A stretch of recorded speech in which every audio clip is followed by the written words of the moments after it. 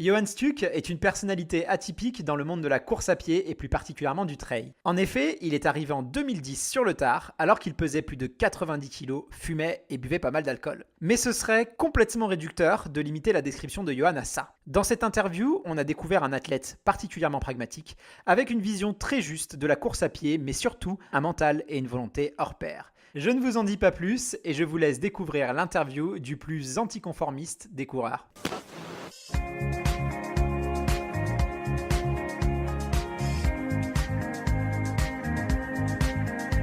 Bienvenue sur le podcast Dans la tête d'un coureur, l'émission de ceux qui souhaitent optimiser leur entraînement et leur préparation mentale pour faire moins d'erreurs et être plus performants.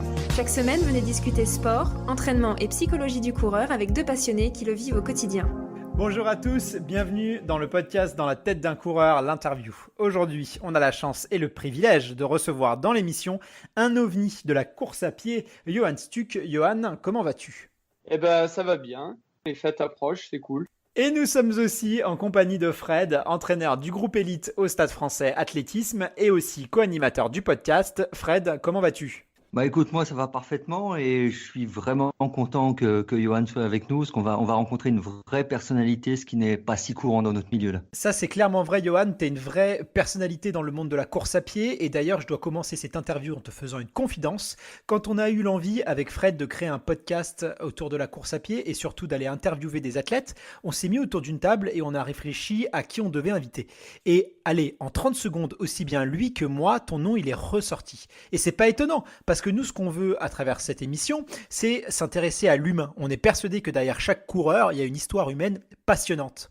Et c'est ça qui nous intéresse, c'est comment est-ce que la course à pied peut nous aider dans le développement personnel, dans l'estime de soi, dans l'atteinte des objectifs. Et forcément, toi, tu incarnes un petit peu toutes ces valeurs-là. Est-ce que, et ça va être ma première question, est-ce que tu as conscience de ça et qu'est-ce que ça te fait ? Ça me fait super plaisir d'entendre que je ressors parmi de grands noms dans la course à pied. C'est à double tranchant aussi, c'est vrai que j'ai une personnalité bien marquée et c'est un peu aussi le running qui m'a aidé à le devenir parce que je me suis épanoui là-dedans et je m'épanouis de plus en plus. Et j'essaye de marquer un petit peu ce sport-là.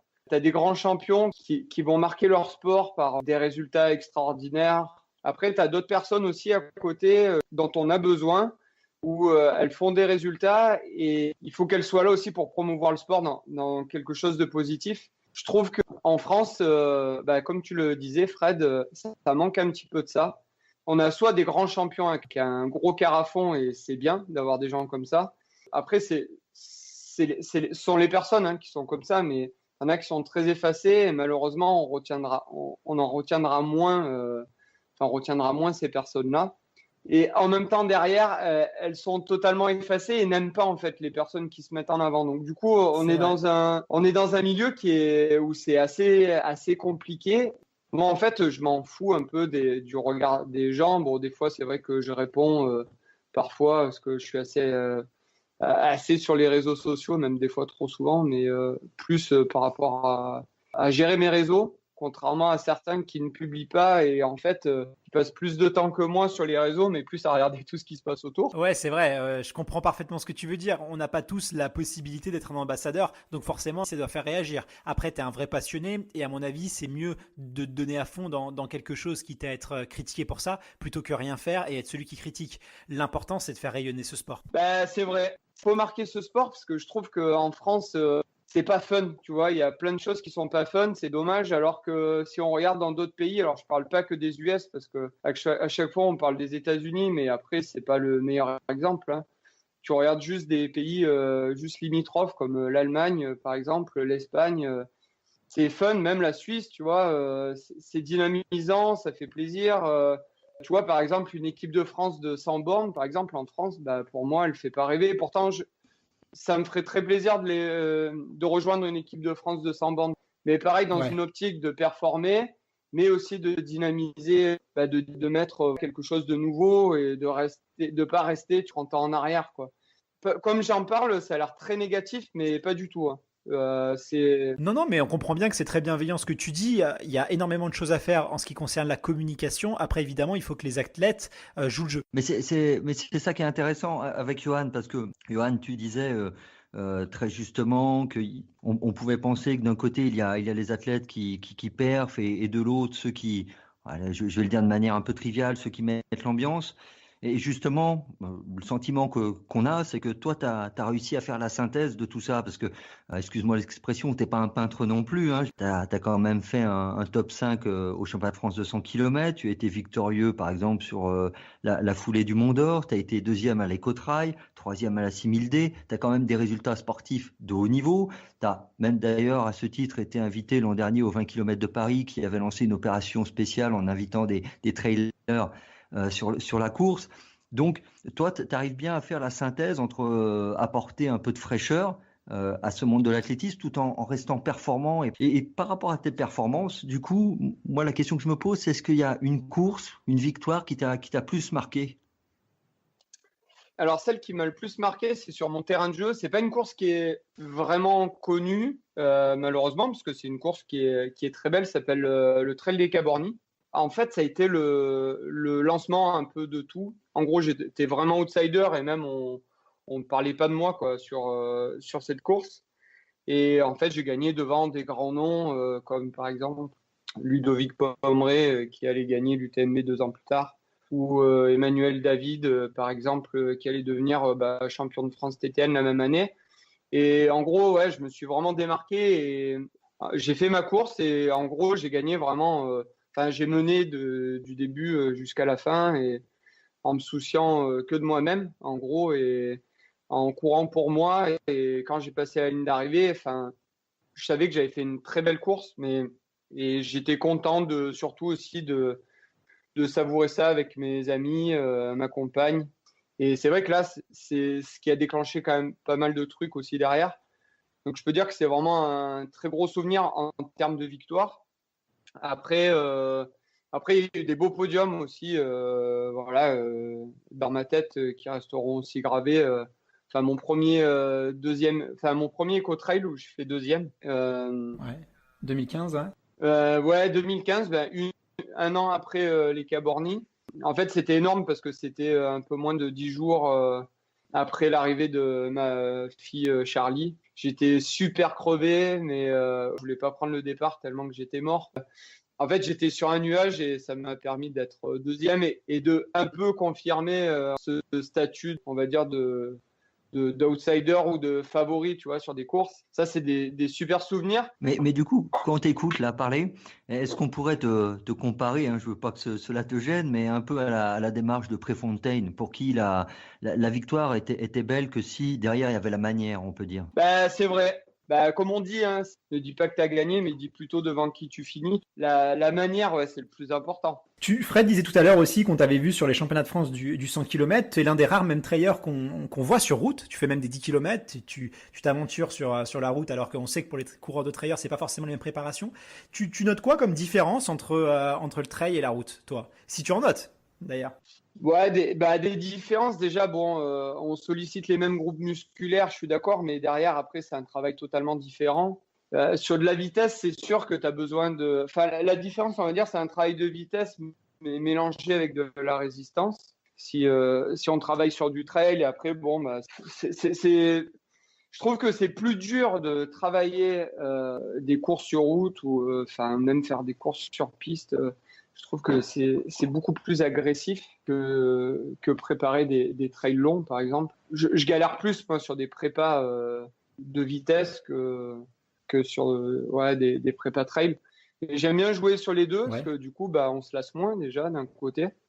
Et puis, pour moi, un bon coureur à pied, c'est quelqu'un qui sait courir de partout, en fait, de toutes les distances, que ce soit court comme du long, mais aussi sur du dur, comme de la route, comme sur du technique. Mais voilà, et puis on parlait du 100 bornes, tu vois, quand je l'avais fait à Cléder dans le Finistère, j'avais pas du tout préparé cette course, en fait.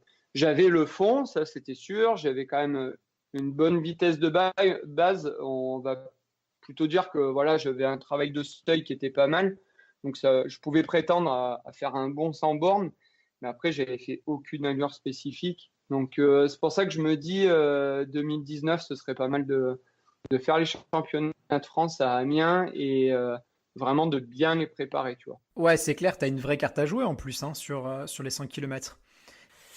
Sinon, tu es toujours très bien accueilli sur tes courses. Le public, on voit que tu entretiens une relation très intime avec lui. C'est important pour toi, ce rapport humain?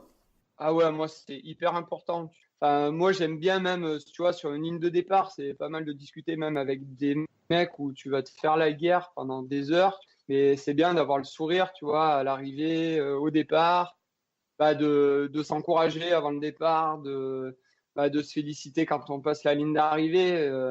C'est important parce que pendant ces heures de course, on galère tous de la même manière. Et ouais, tu vois, il faut mettre l'ambiance comme ça, il faut que ce soit cool, que ce soit fun. Les gens qui viennent t'encourager, je sais pas, on m'a parlé d'un éco-trail de Paris comme l'année dernière où il avait neigé à gros flocons, où tu avais des gens quand même un petit peu dissimulés de partout sur le parcours. Franchement, c'est cool et puis il faut Ouais. respecter ça. Mais on a vraiment l'impression que tu entretiens un lien particulier avec le public. Pourquoi tu penses qu'il s'identifient? Qu'est-ce qui fait, à ton avis, qu'ils sont peut-être plus attachés à toi ou en tout cas, qu'ils vont plus s'intéresser, plus te regarder toi qu'un autre? Alors après, pour dire les choses, c'est que j'ai vraiment un parcours atypique parce que j'ai commencé à courir en 2010, donc sur le tard. Je me suis mis à courir. T'as quel âge aujourd'hui? Là, j'ai 35 ans, je vais en avoir 36 au mois de janvier. Et je me suis mis sur le tard. Comme beaucoup de personnes, je me suis mis au sport au départ. Que j'ai arrêté de fumer parce que je fumais plus d'un paquet de cigarettes par jour. J'en étais presque à une trentaine. Je mangeais n'importe comment. Je faisais un peu plus de 90 kilos. Et en fait, je me suis mis à courir en me disant si tu arrêtes de fumer et que tu fais rien à côté, tu vas prendre encore 10, 15, 20 kilos, donc dépasser la centaine. Donc je me suis dit, vas-y, trouve un sport rapide, simple.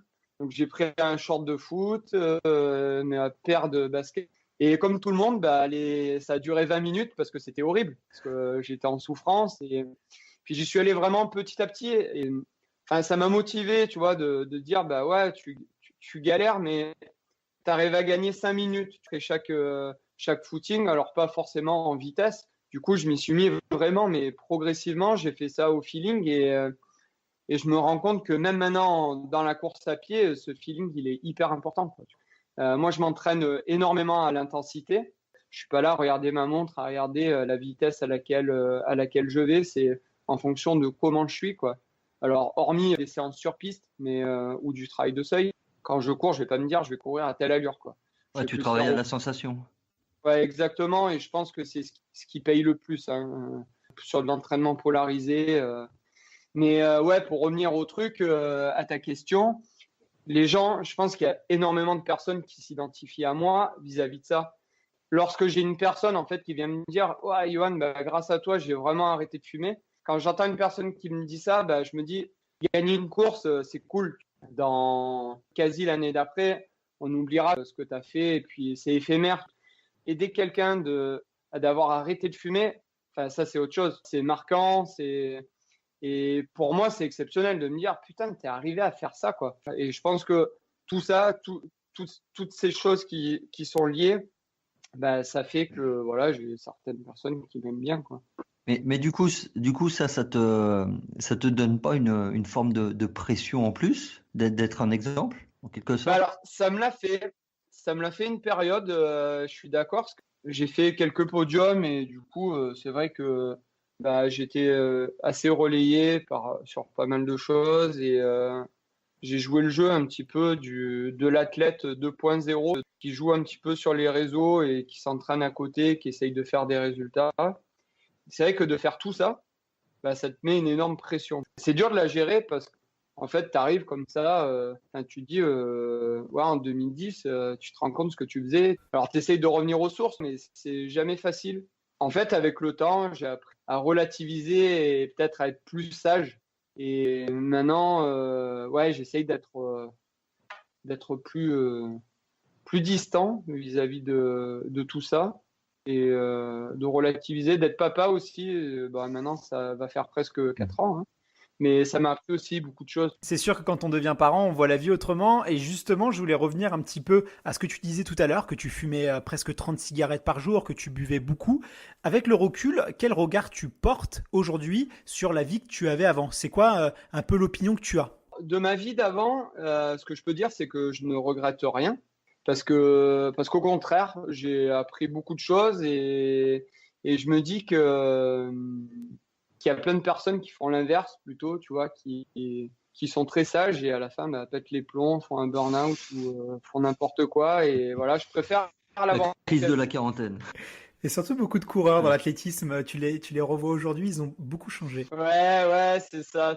Et en fait, il y a une phrase que j'adore dire, c'est avant j'aimais la vie, mais j'étais quelqu'un de mort et aujourd'hui je suis vivant.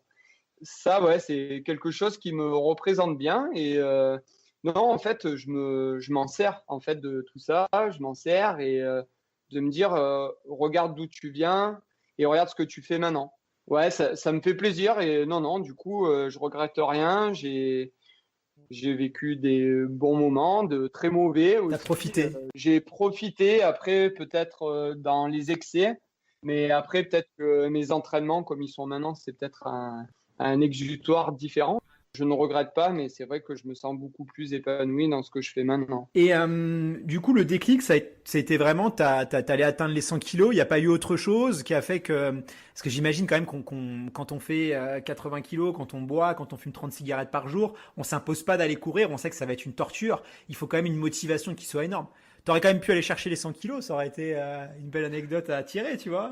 C'est pas donné à tout le monde de faire 100 kilos. Écoute, ouais, j'aurais dû le faire, j'étais pas loin. T'étais pas loin. Il me manquait que quelques kilos. Tu vois, t'aurais pu dire, hey, j'ai fait 100 kilos, quoi. C'est pas rien. Et même, je galère encore à trouver des photos où je suis vraiment fat parce que j'en trouve quelques-unes parfois, donc je les garde de côté. Tu sais, je fais des avant-après un petit peu comme les Instagrammeurs. Ouais. Et ouais, j'aurais dû pousser un petit peu plus. Ouais. Et t'as pas eu de déclic, du coup, comment ça s'est passé l'arrêt de la cigarette? Tu peux nous expliquer un petit peu la technique que tu as mis en place pour arrêter et comment tu as vécu ça? Alors, ce qui est bon, c'est que quand j'ai arrêté de fumer, c'était au mois d'août. Donc, tu vois, j'ai vraiment pas choisi le bon moment. Et en plus, à l'époque, j'habitais à côté d'Avignon. Donc, c'était vraiment la période bien cherchée. Alors, j'avais déjà essayé d'arrêter de fumer, mais peut-être une dizaine de fois et ça avait jamais fonctionné. J'avais lu un bouquin, je me souviens plus du titre, mais c'était un best-seller à l'époque, qui permettait d'arrêter de fumer. Ça m'avait permis de stopper 2-3 jours en lisant ce bouquin. Je m'en suis resservi derrière, donc ça m'a aidé pour les premiers jours. Mais je pense que j'ai pas eu un énorme déclic lorsque je me suis dit allez, j'arrête de fumer. C'est juste, je me suis dit bon bah, je me suis arrêté, tant mieux. Je me suis arrêté cette matinée. Je me suis arrêté à midi. J'ai pas fumé de clope après mon café. Très bien. Après, idem. Et je me suis dit, bon, bah, tu as fait quasi une journée. Essaye de faire la même. Le lendemain, pareil. Le surlendemain, idem. Et je me suis dit, bon, bah, maintenant, il faut tenir, quoi. Je pense que c'est les jours qui suivent qui sont les plus durs. Avec le sport, en gros, ça m'a aidé aussi. En me disant, ah, tu t'es mis au sport. Bon, l'alimentation, c'est pas toujours ça. Après, on peut pas être aussi irréprochable de partout. Mais déjà, la lancée était bonne. En fait, c'est comme dans la vie, je pense, il faut toujours se sortir des choses positives en te disant, bah écoute, bah, c'est bien, t'as fait ça. C'est bien, t'as fait ça. C'est comme quand tu pars sur une course. En gros, tu vas pas te dire bon allez je vais peut-être essayer de faire ça, tu vas te dire bon bah je mets mon dossard, je vais finir ma course, tu vois, tu vas pas te dire bah je vais essayer de la finir. Non, il faut toujours avoir un discours positif. Et là bah j'étais un peu dans ce délire là et ça m'a aidé. Après derrière bah ça tombe bien, le podcast il est qu'avec moi, mais c'est vrai qu'apparemment après j'étais assez désagréable pendant une bonne période. Mais, On va en revenir. ouais, mais après, voilà, déjà, ça s'est fait. Mais ouais, le sport, en tout cas, m'a aidé. Je pense pas que c'était ce qui a remplacé la clope, mais ça m'a permis quand même, voilà, de. Parce que les fois d'avant où tu avais essayé d'arrêter, ce que tu as dit que tu avais essayé d'arrêter une bonne dizaine de fois, en parallèlement, tu n'avais pas fait de sport. Ah non, non, en fait, j'ai pas un passif de sportif. J'ai fait du foot quand j'étais petit, puis j'avais pas forcément un bon niveau. J'ai fait une année de tennis, j'ai fait un petit peu de judo, mais tu vois, même pas jusqu'à la préadolescence. Donc, j'avais aucune antériorité sportive, quoi. C'est plus difficile pour moi, du coup, en ayant commencé qu'en 2010. Mais non, j'ai pas fait d'autres sports d'endurance comme du ski de fond, du vélo, comme beaucoup. Non, j'avais vraiment rien, quoi. Et tu te doutais pas quand tu as commencé à courir que tu allais te jeter à fond dans ça? Comment tu as appréhendé un petit peu la chose? Quand tu as commencé, tu t'es dit j'y vais pour le plaisir ou je vais essayer de faire un truc vraiment au taquet? Franchement, non, je me suis dit, bon, je vais faire 1 à 2 sorties par semaine, ce sera pas mal. Je les décompose dans la semaine. Et puis voilà, après, en fait, j'ai pris goût. De 2, je suis passé à 3. Mais j'allais pas plus loin, quoi. Ouais. Et c'est lorsque je suis monté sur Lyon, donc pour rejoindre ma compagne, que j'ai rencontré des personnes liées au running, forcément, qui m'ont dit, oh, tu devrais te mettre en club, c'est comme ça que tu progresseras, tu verras. Alors, c'était pas dans l'idée de vouloir faire des résultats, hein, mais c'était plus voilà, de aller faire des distances un petit peu plus de 10 km, quoi. Et en fait, je suis allé en club pour avoir du soutien, de l'émulation, quelque chose, un petit peu de suivi, tu vois. Et puis voilà, pour retrouver aussi un esprit collectif. J'avais fait que des sports co, tu vois. Donc, Ouais. du coup, Et club d'athlé, du bien coup? Club d'athlé ou un club d'athlé, ouais. Donc tu as commencé sur route alors? Enfin, sur route piste. Ouais, exactement. Exactement. Ma première course, c'était le 10 km de Lyon, tu vois. D'accord. Que tu as fait en combien de temps, pour l'anecdote? Et mon but, c'était 45 minutes. J'ai fait 44,59. Et c'est vraiment, et c'est vrai. C'est déjà un beau chrono, hein, 44 pour un premier 10. Et ça, du coup, c'est en quelle année, puisque tu as commencé en 2010? Tu arrives à passer sous les 45 En combien août, de temps après?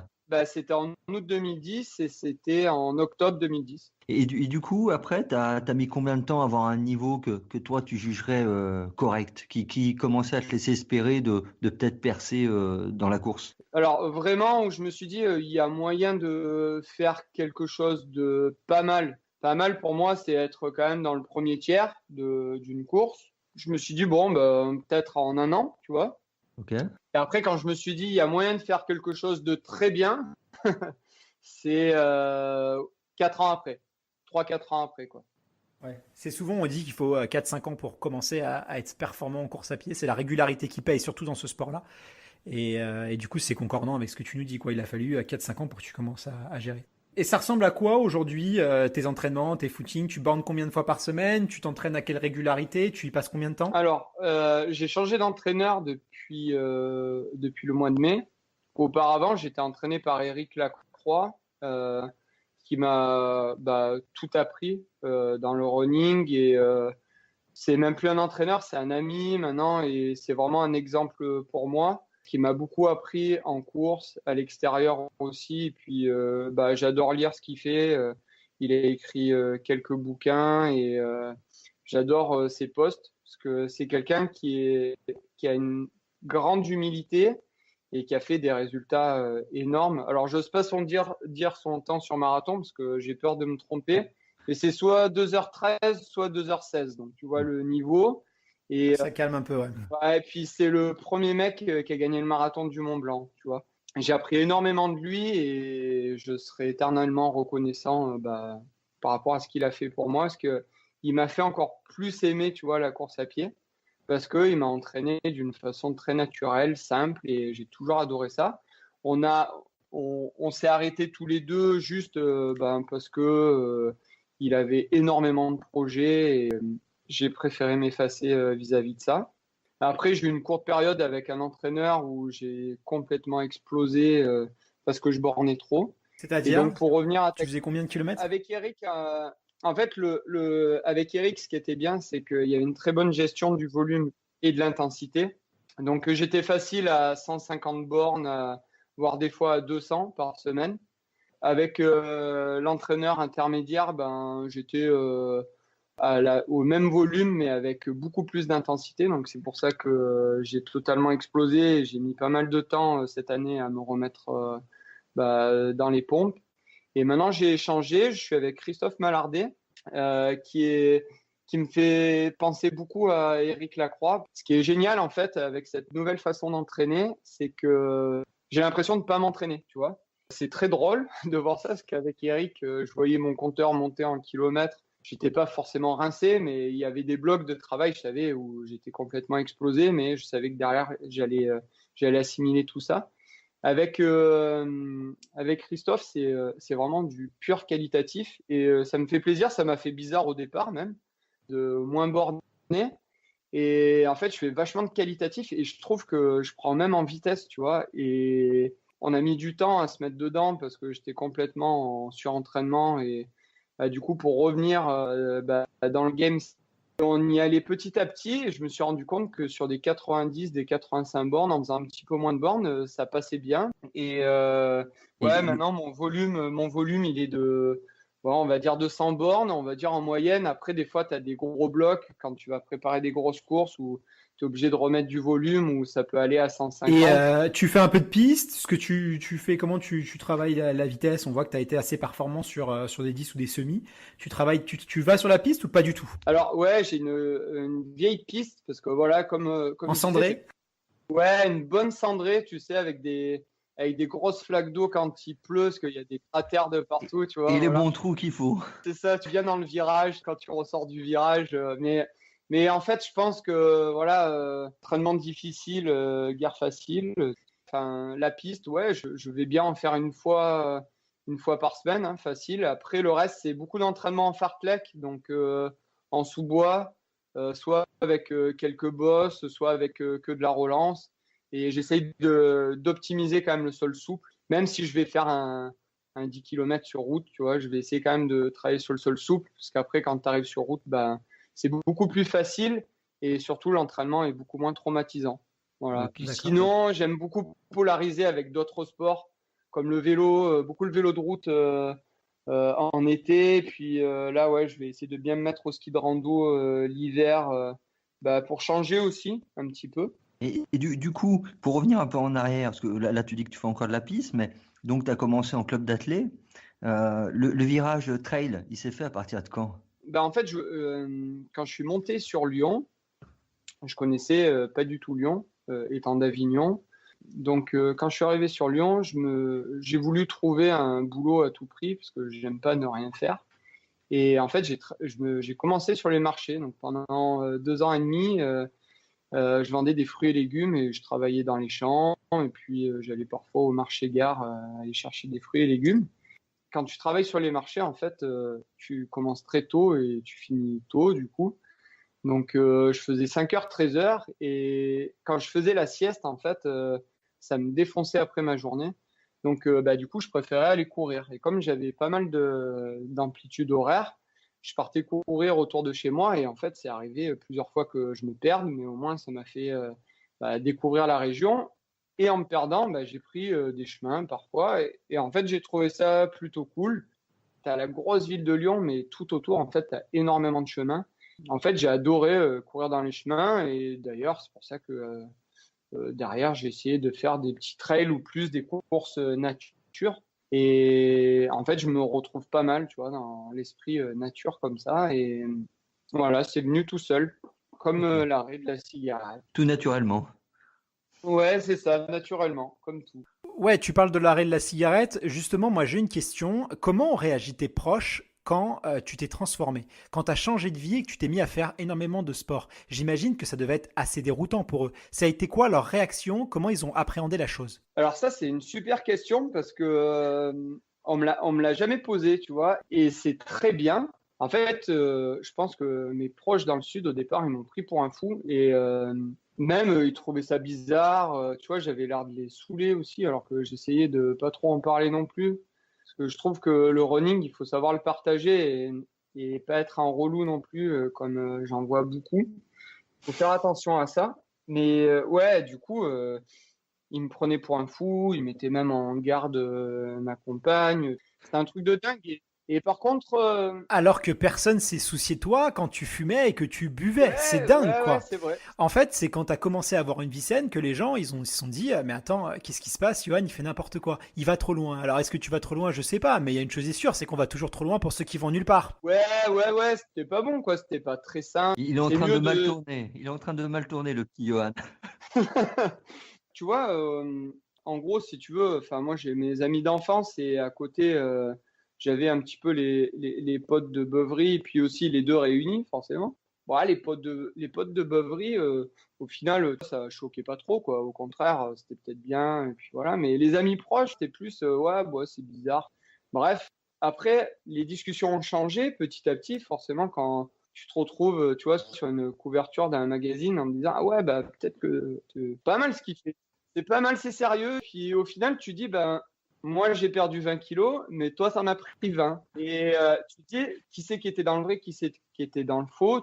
C'est pas, tu vois, je dis ça comme ça, c'est pas une vengeance, hein, mais je trouve ça plutôt drôle. C'est marrant, moi, je trouve, tu vois, c'est marrant de se dire, ouais, les réactions au départ, elles étaient vraiment bizarres. Alors, je parle pas, tu vois, de ma famille. Par exemple, ma mère, si je vais lui dire que j'ai fait 5 kilomètres comme si j'en avais fait 100, je suis fou. Tu vois. Elle mesure pas trop le truc et puis elle s'intéresse parce que je suis son fils.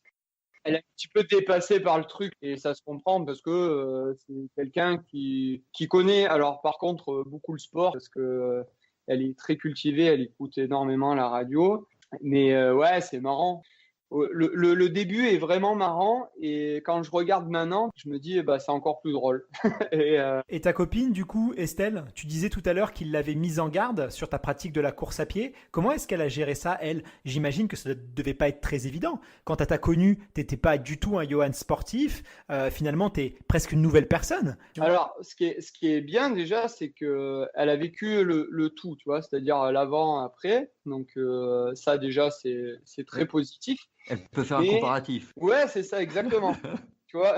Et ce qui est encore plus drôle, c'est qu'elle a commencé à courir avec moi au départ. Ouais, c'est drôle si ta copine s'est mise aussi à courir. Finalement, ça confirme quelque chose, c'est qu'on est tous influençables. Et c'est une erreur de croire qu'on ne l'est pas. On se met un petit peu en danger si on pense ça. Et dans les bons côtés des choses, on est influençable, et aussi dans les mauvais côtés des choses. C'est vrai. J'ai tous mes potes qui rigolaient, qui se sont mis à courir et à s'inscrire à la course du village dont on est tous issus, tu vois. Donc ça, c'est encore plus drôle. D'ailleurs, j'en ai qui se sont pris vraiment au jeu. Donc ouais, c'est vraiment marrant. Ouais, c'est marrant, d'autant plus que c'est une influence qui est positive.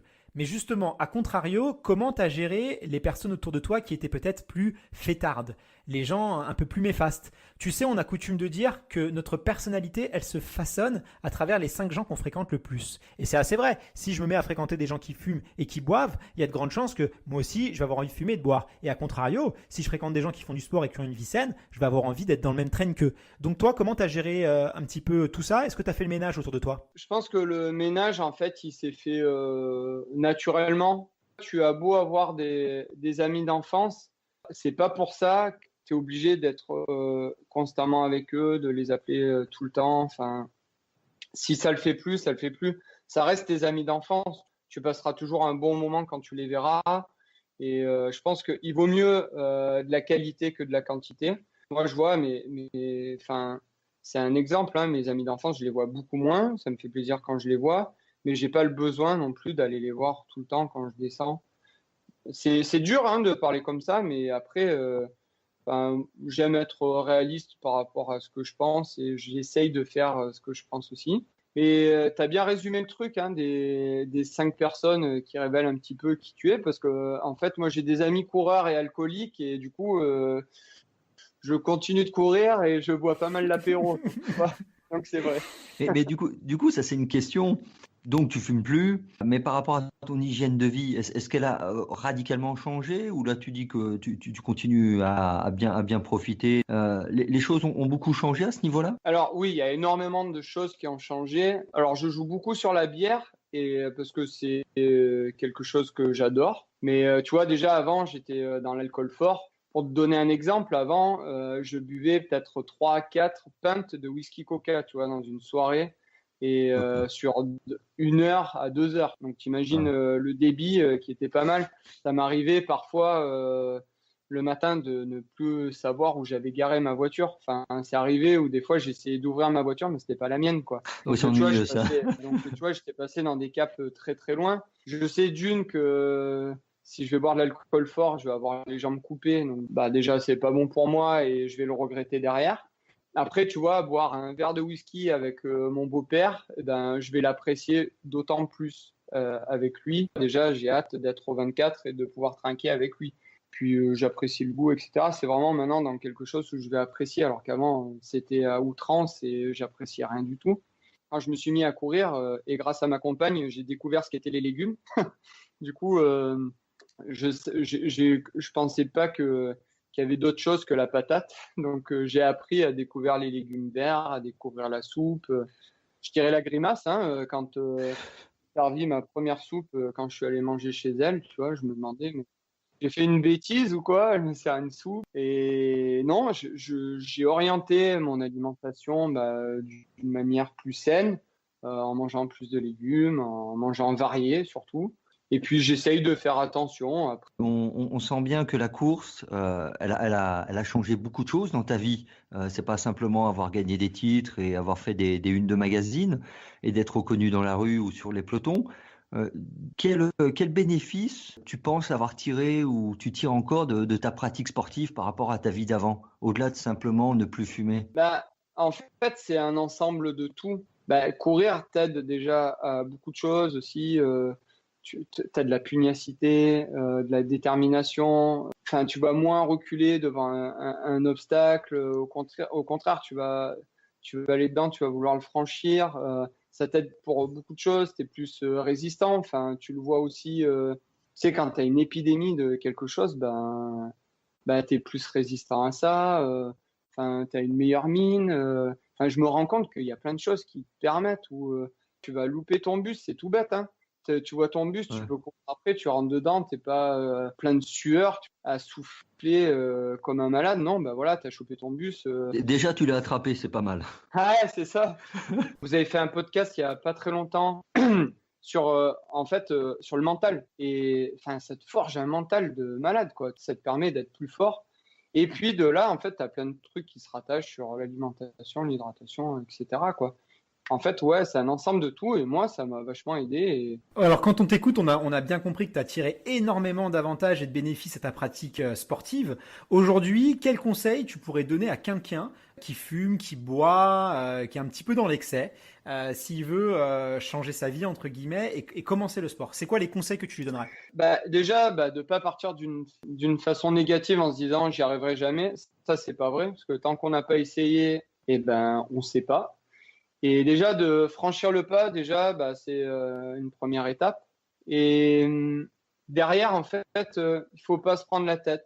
C'est soit ça viendra d'un coup, soit ça viendra petit à petit. Pour te citer un exemple, moi, j'avais un appart dans le centre d'Avignon et il y avait tous les bars autour. Ce que j'ai fait, c'est que je me suis éloigné de cet endroit. Déjà, ça t'aide.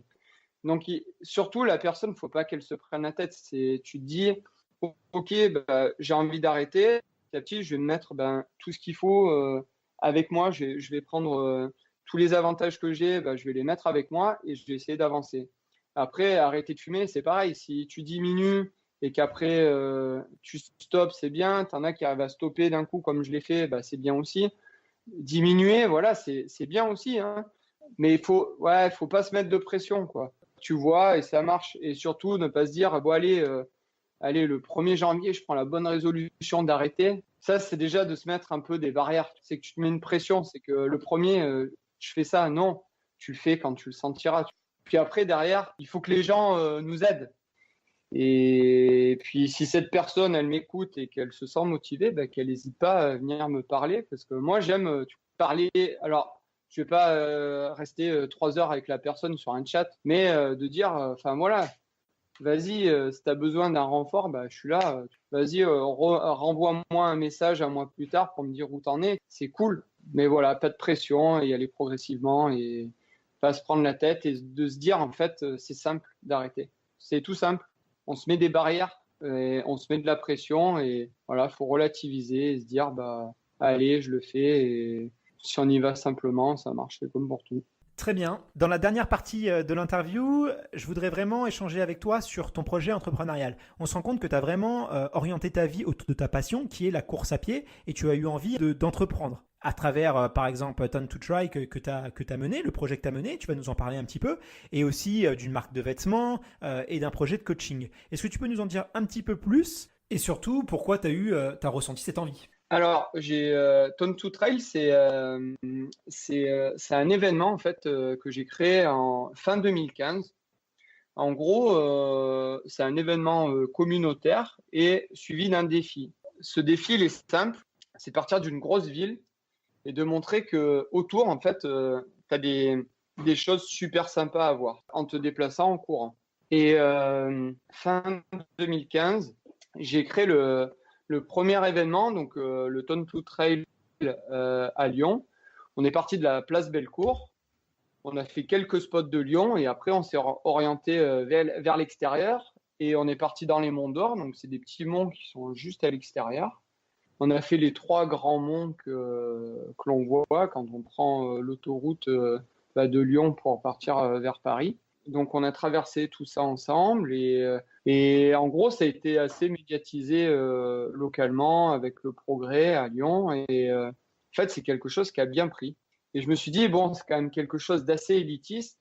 J'ai envie de faire un run communautaire avant. Donc je l'ai fait ensuite à Paris. On a fait un run communautaire, mais on était plus d'une centaine, donc plus d'une centaine. Et je me suis dit, c'est quelque chose qui passe bien. Et du coup, j'en ai créé d'autres, tu vois, à Cannes, par exemple. Et j'avais laissé tomber un petit peu de côté parce que ça nécessite une énorme logistique et je pense que je vais le reprendre prochainement, peut-être à Toulouse prochainement, parce qu'il y a un truc assez sympa à faire. Et donc, en même temps, j'essaye de faire découvrir les spots qu'il y a autour d'une grande ville, de le partager à ceux qui ne peuvent pas aussi, défendre souvent une association quand je fais ça, donc avec une collecte de fonds, pour dire c'est un run, c'est cool, tu prends plaisir, mais il faut faire plaisir aussi à d'autres personnes. Et voilà, après, partager avec pas mal de monde sur un run communautaire. Et de là, derrière, en fait, le Tone to Trail, je trouvais que le nom était assez cool. J'ai créé Tone to Trail & Co, où maintenant, ça s'appelle & Co, qui veut dire & Coaching. Et en gros, maintenant, j'accompagne des gens à distance en créant un coaching assez ludique. Et j'essaye de bouleverser un petit peu le monde du coaching parce que je ne sais pas si vous voyez maintenant, mais tout le monde est coach. En fait, j'essaye de bouleverser ça en faisant quelque chose de très quali, en prenant le temps avec les gens. Et voilà, et derrière, j'ai une troisième entité, c'est que j'ai créé une petite marque de vêtements qui s'appelle I Am Woodstock, alors qui est très petite, mais ça me fait des entités différentes, donc je me lasse jamais. C'est vrai qu'aujourd'hui, pour vivre, l'athlète, il est obligé de se diversifier. Et d'ailleurs, tu parlais tout à l'heure des réseaux sociaux. On a un petit peu cette impression que maintenant, quand on veut vivre de sa passion qui est la course à pied, on est obligé d'être très présent sur les réseaux sociaux. C'est quoi un peu ton analyse, toi, sur ça? Ça, c'est l'athlète 2.0. Il faut vivre avec son temps. Moi, je pense que c'est pas négatif d'être sur les réseaux sociaux et de partager ce que tu fais. C'est le jeu. On est athlète, on fait des résultats, ok, mais on bénéficie de beaucoup de choses quand même. Au final, ça, tu dois le partager. Le partager, c'est les réseaux sociaux maintenant. Il faut jouer le jeu. Après, pour certaines personnes, peut-être que j'en fais trop, mais il faut être présent. Peut-être pour certains, t'en fais trop. Ça crée pas un peu de jalousie dans le peloton sur des courses ou c'est quelque chose que tu ressens pas? Le problème, c'est que les personnes qui sont jalouses ou envieuses te le diront jamais. Mais moi, je le sais. Oui, tu le sens. Ouais, tu le sens. Je suis pas bête non plus et tu le sens. Mais après, c'est qui la personne la plus heureuse des deux? Ce que j'ai envie de répondre à la personne, c'est ne me suis pas et ne regarde pas ce que je fais. Ça, c'est clair. Et puis, de toute façon, j'ai l'impression, comme tu le dis, c'est un petit peu la règle. Si tu veux des partenaires, si tu veux des sponsors, il te faut des réseaux sociaux, il faut que tu sois présent sur ça. D'ailleurs, toi, comment tu gères un petit peu la relation avec tes partenaires, avec tes sponsors? Comment ça se passe? Tu peux les citer, hein, d'ailleurs. Hein. S'ils t'aident, nous, on est d'accord. Si tu veux citer des sponsors qui t'aident, n'hésite pas parce qu'ils font vivre la course à pied, ils véhiculent, heureusement qu'ils sont là. Donc, Ouais, tu vois, je viens de signer avec Merrell. Merrell, c'est sûr qui est ma marque de chaussures. C'est une marque que j'ai adorée quand j'étais vendeur en magasin. Et du coup, quand j'ai eu l'opportunité de pouvoir faire quelque chose avec eux, c'est sûr que le côté réseaux sociaux leur a plu. Et du coup, ça m'a aidé aussi à avoir un contrat avec eux. Toujours sur quelque chose de positif. Et moi, les collaborations que j'ai avec les marques, j'ai pas mal de marques avec qui je collabore. J'essaye déjà de trouver des marques que je peux proposer aux gens qui me suivent parce que ça me plaît et ce sont des bonnes marques, moi, je signe jamais pour un chèque. Je signe vraiment sur quelque chose qui me plaît. Avec la marque Gore en textile, pour moi, c'est pas un placement produit. Pour moi, c'est la meilleure marque du monde parce que la marque qui a créé le Gore-Tex, tu vois, il y a un travail de la recherche qui est derrière hallucinant. Moi, je suis allé dans leur lab, c'est quelque chose de fou. Mais pour revenir, à tout ça, c'est que ces marques-là, tu dois leur dire merci. Et je pense que maintenant, c'est les réseaux sociaux, ils attendent ça. Ok, une dernière question qu'on pose à chaque fois. Si tu pouvais revenir 20 ans en arrière, quel conseil tu donnerais au petit Johan? Alors, sincèrement, ça, c'est une question que je me pose souvent, forcément, en me disant, si tu avais commencé avant, peut-être que tu serais meilleur. Je me dirais, tu vois, ouais, ça aurait été cool que je puisse commencer avant, pour voir un petit peu quel niveau j'aurais eu. Peut-être que j'aurais le même, ou peut-être que je serais tout fracassé au final. Je me serais dit, mets-toi au running, ouais, tu vois, ou fais un sport d'endurance, ou du vélo, ou du VTT, mais va dehors, quoi. J'étais souvent dehors, mais pas pour faire du sport. Et est-ce qu'il y a une citation qui résume au mieux ton état d'esprit?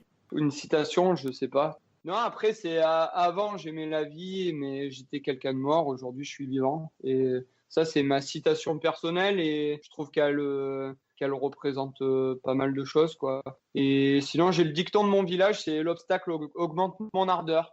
C'est un petit village du sud de la France et je trouve qu'il me représente bien maintenant. Ok.